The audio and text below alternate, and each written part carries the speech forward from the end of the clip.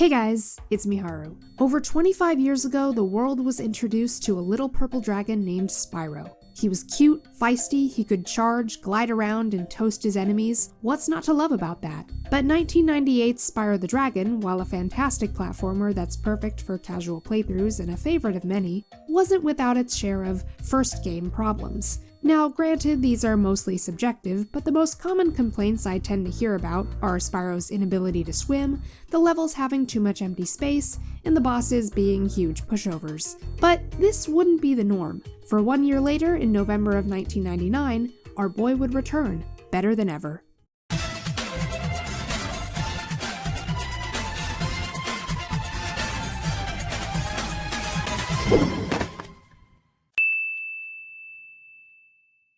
Spyro's back.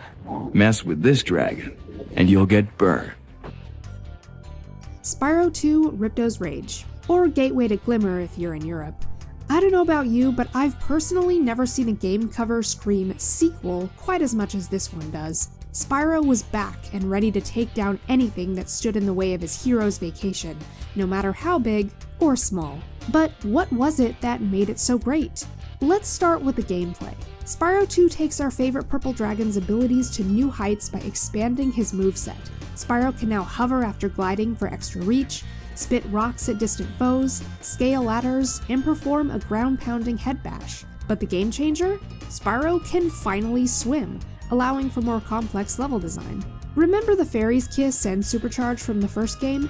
They're back, but with a twist. Now, these power-ups, along with new abilities like Super Bounce, Invincibility, Super Flight, and Super Freeze, are accessed through special gates. The Super Flame got an upgrade as well, transforming into an aimable fireball that even works underwater. But perhaps the biggest change to the gameplay was the addition of minigames, which would become a series staple moving forward.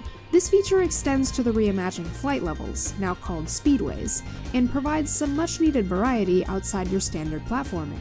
When it comes to boss fights, this game opts for more conventional arena battles, which are essential for progressing to the next area. While this change ramps up the challenge, it does sacrifice the appeal of the original's level-long boss encounters. For a deeper dive into this aspect, I'd recommend checking out Destination Mark's video on the subject. Whenever people talk about the original trilogy in terms of what each one did best, 2 is often brought up as having the best story.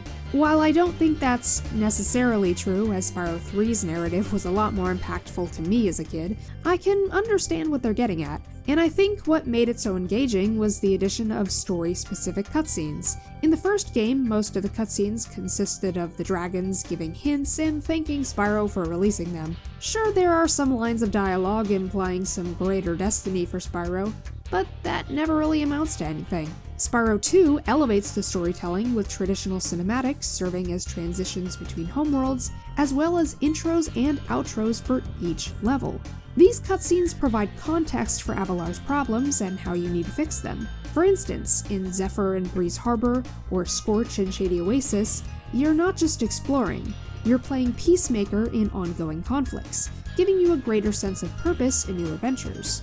Unlike the first game, where levels were themed after their respective homeworlds, Spyro 2 introduces a pairing system, creating a diverse landscape in Avalar that sets it apart from the Dragon Realms. Additionally, each level now has its own distinct NPCs, breathing life into them and addressing the emptiness that some players felt in the original game. You're no longer just passing through, you're interacting with the inhabitants, solving their problems, and becoming part of their world. The introduction of a new core cast of characters really added to the experience as well. Notably, Spyro's interactions with Ripto mark the only instance in the trilogy where he directly engages with the main antagonist outside of the final boss fight. Then there's Elora and Hunter, your guide and tutorial characters, and everyone's favorite greedy bear merchant Moneybags, who gives you a reason to keep collecting those gems.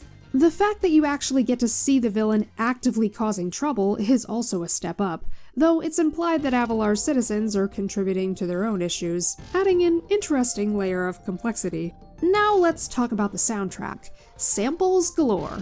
I'm no expert on the subject, but the music in Spyro 2 has what I can only describe as a techno-ish vibe to it. all except for the homeworlds. Summer Forest, Autumn Plains, and Winter Tundra have some of the most unique tracks in the entire series. Seriously soothing ambient tunes that just match perfectly with the surrounding environments. You will never forget the feeling of standing atop the tallest point in Autumn Plains and hearing the wind rush around you before gliding a great distance to reach a faraway orb.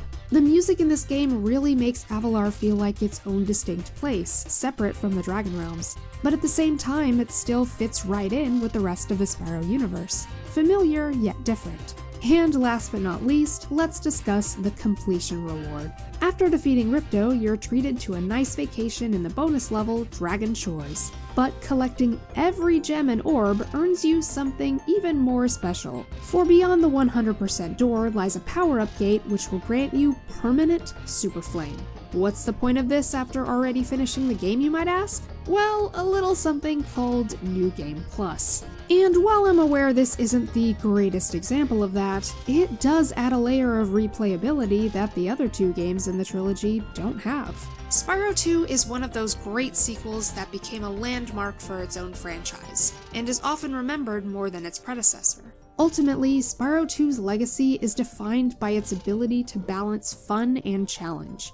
The combination of all these elements, improved gameplay, a more engaging story, a unique soundtrack, and even a hint of character development for Spyro himself, resonated profoundly with players, solidifying its status as a standout title in the series and an enduring classic in the realm of video games. It truly showed us what Spyro games could offer, and paved the way for future installments to expand on its winning formula and build upon the foundation it set. Thank you so much for watching, guys, and happy Spyro Community Day.